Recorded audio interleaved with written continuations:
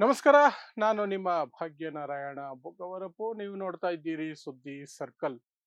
BJP ರಾಷ್ಟ್ರೀಯ ಅಧ್ಯಕ್ಷರ ಕಾಲಾವಧಿ ಮುಗಿದು ಸುಮಾರು 3 ವರ್ಷ ಆಗ್ತಾ ಬರ್ತಿದೆ. ಈಗ ಬಿಜೆಪಿ ಹೊಸ ಅಧ್ಯಕ್ಷರನ್ನು ನೇಮಕ ಮಾಡಿದ್ದಾರೆ. ಬಿಹಾರ ಮೂಲದ 45 ವರ್ಷ ವಯಸ್ಸಿನ ನಿತಿನ್ ನವೀನ್ ಅನ್ನುವಂಥವರನ್ನ ರಾಷ್ಟ್ರೀಯ ಅಧ್ಯಕ್ಷರಾಗಿ ಅವಿರೋಧವಾಗಿ ಬಿಜೆಪಿ ರಾಷ್ಟ್ರೀಯ ಅಧ್ಯಕ್ಷರಾಗಿ ಆಯ್ಕೆ ಮಾಡಲಾಗಿದೆ. ಆ ಸಂದರ್ಭದಲ್ಲಿ ನರೇಂದ್ರ ಮೋದಿ ಅವರು ಒಂದು ಡೈಲಾಗ್ ಹೊಡೆದ್ರು. ನಾನು ಈ ಪಕ್ಷದ ಸಾಮಾನ್ಯ ಕಾರ್ಯಕರ್ತ, ನನ್ನ ಹೊಸ ಬಾಸ್ ನಿತಿನ್ ನವೀನ್ ಅಂತ ಹೇಳಿದ್ರು. ನಿತಿನ್ ನವೀನ್ ನನ್ನ ಹೊಸ ಬಾಸ್ ಅಂತ ಹೇಳಿದ್ರು. ಅದು ಎಷ್ಟು ದೊಡ್ಡ ಜೋಕ್, ಅದನ್ನ ವಿವರಿಸುವಂತಹ ಪ್ರಯತ್ನವನ್ನು ಮಾಡ್ತೀನಿ. ಅದರ ಜೊತೆಗೆ ಜೆ.ಪಿ. ನಡ್ಡಾ ಅವರ ಕಾಲಾವಧಿ ಮುಗಿದು 2-3 ವರ್ಷಗಳಾದರೂ ಸಹ ಯಾಕೆ ಬದಲಾವಣೆ ಮಾಡಿರಲಿಲ್ಲ, ಹೊಸ ರಾಷ್ಟ್ರೀಯ ಅಧ್ಯಕ್ಷರನ್ನ ಆಯ್ಕೆ ಮಾಡಿರಲಿಲ್ಲ ಅನ್ನೋದ್ರ ಬಗ್ಗೆ ಮೊದಲಿಗೆ ಒಂದಷ್ಟು ವಿವರಗಳನ್ನು ಕೊಡ್ತೀನಿ. ಬಿಜೆಪಿಯಲ್ಲಿ ನಿಮಗೆ ಗೊತ್ತು, ರಾಷ್ಟ್ರೀಯ ಅಧ್ಯಕ್ಷರು ಯಾರು ಅಂತಲೂ ಗೊತ್ತಾಗಲ್ಲ.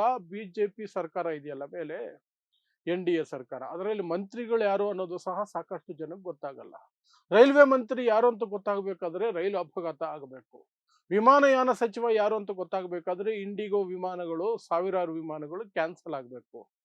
ಆರೋಗ್ಯ ಸಚಿವ ಯಾರು ಅಂತ ಗೊತ್ತಾಗಬೇಕಾದ್ರೆ ಕೊರೋನಾದಂತಹ ಯಾವ್ದಾದ್ರು ಕಾಯಿಲೆ ಒಕ್ಕರ್ಸ್ಕೊಳ್ಬೇಕು, ಅಥವಾ ಇನ್ನೇನೋ ಒಂದು ಘಟನೆ ನಡೆದು ಒಂದು ದುರಂತ ನಡೆದಾಗ ಮಾತ್ರನೇ ಗೊತ್ತಾಗೋದು, ಓಕೆ ಇವರು ಇದಕ್ಕೆ ಮಂತ್ರಿಗಳು ಅಂತ. ಅದು ಬಿಟ್ರೆ ಇಬ್ಬರೇ ಹೆಸರುಗಳು ಆರಾಮಾಗಿ ಓಡಾಡ್ಕೊಂಡಿರ್ತವೆ. ಏನು, Narendra Modi prime minister, Amit Shah home minister. ಇನ್ನು ಪಕ್ಷದ ವಿಚಾರಕ್ಕೆ ಬರೋದಾದ್ರೆ ರಾಷ್ಟ್ರೀಯ ಅಧ್ಯಕ್ಷ ನಾಮಕೆ ವಾಸ್ತೆ. ರಾಷ್ಟ್ರೀಯ ಅಧ್ಯಕ್ಷ ಕೆಮ್ಮು ಬೇಕು ಅಂದ್ರೂ ಸಹ ಅಮಿತ್ ಶಾ ಅಪ್ಪಣೆ ಬೇಕು ಅನ್ನೋ ರೀತಿಯಲ್ಲೇ ನಡ್ಕೊಂಡಿರೋದು. ಎಲ್ಲ ನಿರ್ಧಾರಗಳನ್ನ, ಎಲ್ಲ ಕೆಲಸಗಳನ್ನ ಮಾಡೋದು ಅಮಿತ್ ಶಾ. ಹೆಸರಿಗೆ ಒಬ್ಬರು ರಾಷ್ಟ್ರೀಯ ಅಧ್ಯಕ್ಷರು ಅಂತ ಸುಮ್ಮನೆ ಟೈಮ್ ಪಾಸ್ಗೆ ಇಟ್ಟಿರ್ತಾರೆ, ಅಥವಾ ನಾಮಕೆ ವಾಸ್ತೆ ಇಟ್ಟಿರ್ತಾರೆ ಅಂತ. ಆ ರೀತಿಯಾಗಿ ಜೆ.ಪಿ. ನಡ್ಡಾ ಇದ್ರು. ಅಂತಹ ಜೆ.ಪಿ. ನಡ್ಡಾನ ರೀಪ್ಲೇಸ್ಮೆಂಟ್ ಮಾಡೋದಕ್ಕೆ ಯಾಕಿಷ್ಟು ಕಾಲ ಹಿಡಿತು ಅದನ್ನು ನೋಡೋದಾದ್ರೆ, ಬಿಜೆಪಿ ಮತ್ತು RSS ನಡುವೆ ಒಂದಷ್ಟು ಹಗ್ಗಜಗ್ಗಾಟ ನಡೀತು. ಕಾರಣ ಏನು ಅಂದ್ರೆ, ಬಿಜೆಪಿ ಎಲ್ಲ ಕಡೆ ಗೆಲ್ತಾ ಬಂದಿದ್ರಿಂದ ಸ್ವಲ್ಪ ದುರಹಂಕಾರ ಬಂತು. ತನ್ನ ಮಾತೃ ಸಂಸ್ಥೆ RSS ನ ಅವಶ್ಯಕತೆ ಇಲ್ಲ, ಅಥವಾ ಅದರ ಸಹಾಯ ಇಲ್ಲದೇನೆ ನಾವು ಚುನಾವಣೆ ಗೆಲ್ಲಬಲ್ಲೆವು ಅನ್ನುವಂತಹ ಮನಸ್ಥಿತಿಗೆ ಜಾರಿಕೊಳ್ತು. ಅದನ್ನ ಜೆ.ಪಿ. ನಡ್ಡಾ ಓಪನ್ ಆಗಿ ಹೇಳಿದ್ರು 2024ರ ಲೋಕಸಭಾ ಚುನಾವಣೆ ಸಂದರ್ಭದಲ್ಲಿ. ನಮಗೆ ಈಗ RSS ನ ಸಹಾಯದ ಅವಶ್ಯಕತೆ ಇಲ್ಲ, ನಾವು ಇಂಡಿಪೆಂಡೆಂಟ್ ಆಗಿ ಚುನಾವಣೆಗಳನ್ನ ಎದುರಿಸುವ ಶಕ್ತಿಯನ್ನು ಹೊಂದಿದ್ದೀವಿ ಅನ್ನುವಂಥ ಡೈಲಾಗ್ ಹೊಡೆದ್ರು. RSS ಅದಕ್ಕೆ ಪ್ರತಿಯಾಗಿ ಏನು ಡೈಲಾಗ್ ಹೇಳಲಿಲ್ಲ, ಅಥವಾ ಟೀಕೆ ಮಾಡಲಿಲ್ಲ, ಎಂಥದ್ದು ಮಾಡಲಿಲ್ಲ. ಚುನಾವಣೆಯಲ್ಲಿ ಎಲ್ಲಿ ಗೇಮ್ ಆಡಬೇಕು ಅಲ್ಲಿ ಆಡ್ತು. ಬಿಜೆಪಿ ಒಬ್ಬಂಟಿಯಾಗಿ 272 ಏನಿದೆಯಲ್ಲ ದೇಶದಲ್ಲಿ ಮೆಜಾರಿಟಿ ಮಾರ್ಕ್, ಅದನ್ನ ದಾಟುತ್ತಾ ಇದ್ದಿದ್ದು 2014, 2019ರಲ್ಲಿ. ಈ ಬಾರಿ ಆಗ್ಲಿಲ್ಲ, 240ಕ್ಕೆ ನಿಂತೋಯ್ತು. ಈಗ ಊರುಗೋಲುಗಳ ಆಧಾರದ ಮೇಲೆ ನರೇಂದ್ರ ಮೋದಿ ಪ್ರೈಮ್ ಮಿನಿಸ್ಟರ್ ಆಗಿರೋದು. ನಿತೀಶ್ ಕುಮಾರ್ ಮತ್ತು ಚಂದ್ರಬಾಬು ನಾಯ್ಡು ಅವರಿಬ್ಬರು ಮೈನು. ಅವರಿಬ್ಬರು ಕೈ ಎತ್ತಿಬಿಟ್ರೆ ನರೇಂದ್ರ ಮೋದಿ ಒಂದು ಕ್ಷಣನೂ ಪ್ರಧಾನಿಯಾಗಿ ಮುಂದುವರಿಯೋದಕ್ಕೆ ಸಾಧ್ಯ ಇಲ್ಲ. ಸೊ ಅಲ್ಪಮತದ ಸರ್ಕಾರ ಅಂತಲೇ ಕರಿಬೇಕಾಗತ್ತೆ.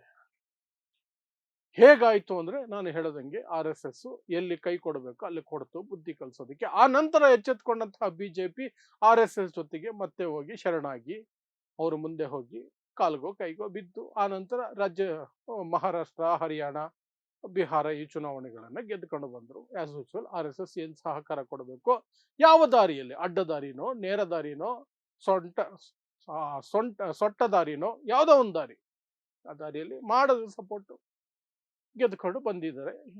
ಅದಕ್ಕೆ ಎಲೆಕ್ಷನ್ ಕಮಿಷನ್, ತನಿಖಾ ಸಂಸ್ಥೆಗಳು, ಏನೆಲ್ಲ ಮಸಾಲೆ ಬೇಕು ಎಲ್ಲವನ್ನೂ ಮಾಡ್ಕೊಂಡು ಮಾಡಿದ್ದಾರೆ. ಅದು ಓಕೆ. ಆದರೆ ರಾಷ್ಟ್ರೀಯ ಅಧ್ಯಕ್ಷರ ವಿಚಾರಕ್ಕೆ ಬಂದಾಗ RSS ಮತ್ತು ಬಿಜೆಪಿ ನಡುವೆ ಒಪ್ಪಂದ ಆಗ್ತಾನೆ ಇರಲಿಲ್ಲ. ಆ ಕಾರಣಕ್ಕೆ ಜೆ.ಪಿ. ನಡ್ಡಾನ ಎಕ್ಸ್ಟೆನ್ಷನ್ ಮೇಲೆ ಎಕ್ಸ್ಟೆನ್ಷನ್ ಕೊಟ್ಕೊಂಡು ಬರ್ತಿದ್ರು. RSS ಹೇಳ್ತಾ ಇದ್ದಿದ್ದು, ನಮ್ಮ ಮಾತು ಕೇಳುವಂತಹ ವ್ಯಕ್ತಿ ರಾಷ್ಟ್ರೀಯ ಅಧ್ಯಕ್ಷರಾಗಿರ್ಬೇಕು ಅಂತ.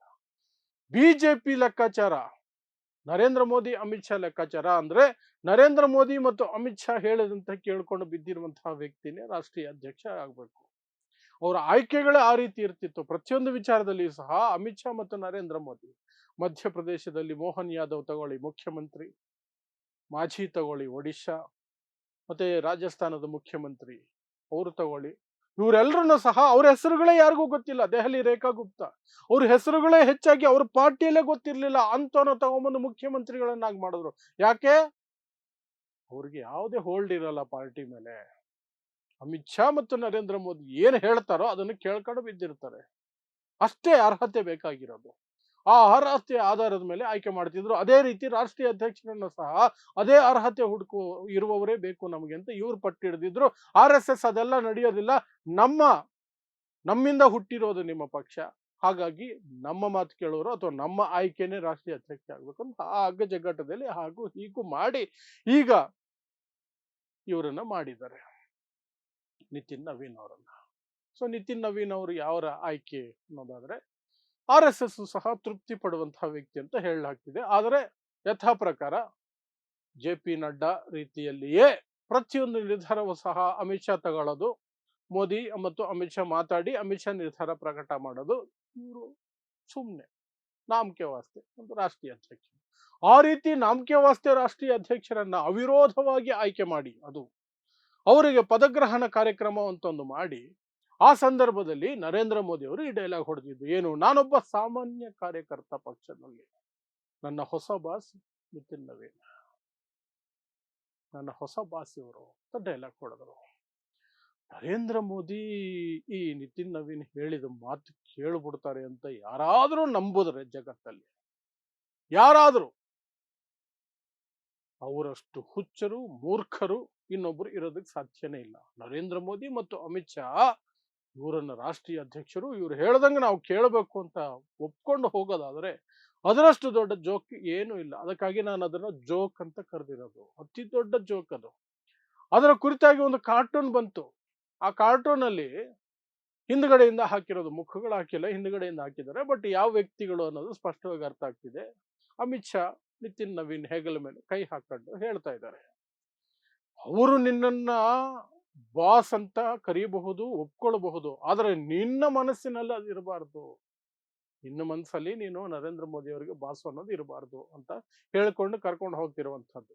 ಇದು ಆಪ್ಟ್ ಆಗಿತ್ತು, ಬಹಳ ಸೂಕ್ತವಾದಂತಹ ಕಾರ್ಟೂನ್ ಆಗಿತ್ತು. ಎಷ್ಟು ಸಿಂಪಲ್ ಆಗಿ ಅರ್ಥ ಮಾಡಿಸ್ಬಿಟ್ರು ಜನಕ್ಕೆ ಅಂದ್ರೆ ಆಗಿತ್ತು. ಅಂತಹ ಸನ್ನಿವೇಶದಲ್ಲಿ ನರೇಂದ್ರ ಮೋದಿ, ನಾನು ಈ ಪಕ್ಷದ ಸಾಮಾನ್ಯ ಕಾರ್ಯಕರ್ತ, ನನ್ನ ಬಾಸ್ ಇವರು ಅಂತ ಒಬ್ರು ಕಡೆ ಕೈ ತೋರಿಸ್ಬಿಟ್ರೆ ಅದು ಜೋಕ್ ಆಗಲ್ವಾ?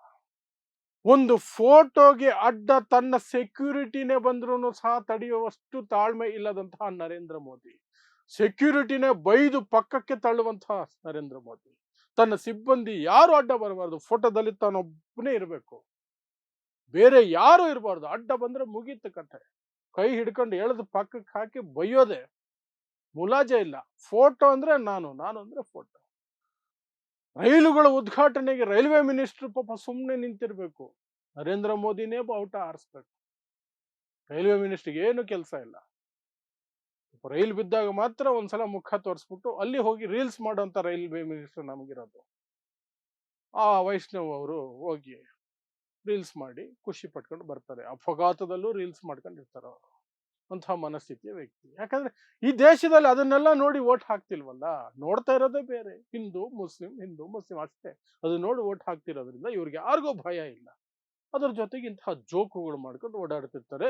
ನರೇಂದ್ರ ಮೋದಿನೇ ಹೇಳ್ತಾರೆ, ಮತ್ತೆ ಹೇಳ್ತಾ ಇದ್ದೀನಿ, ದೊಡ್ಡ ಜೋಕು. ಪಾಪ ನಿತಿನ್ ನವೀನ್ ಮಾತು ಕೇಳ್ತಾರಂತೆ, ಅವರೇ ನರೇಂದ್ರ ಮೋದಿಗೆ ಬಾಸ್ ಅಂತೆ, ಹೀಗಂತ ಸ್ವತಃ ಖುದ್ದು ನರೇಂದ್ರ ಮೋದಿ ಹೇಳ್ಕೊಂಡಿದ್ದಾರೆ. ಮಿಕ್ಕಿದ್ ನಿಮಗೆ ಬಿಟ್ಟಿದ್ದು ಅಷ್ಟೇ. ನೋಡ್ತಾ ಇರಿ ಸಮಾಜಕ್ಕಾಗಿ ಕನ್ನಡ 1 ನ್ಯೂಸ್. ನಮಸ್ಕಾರ.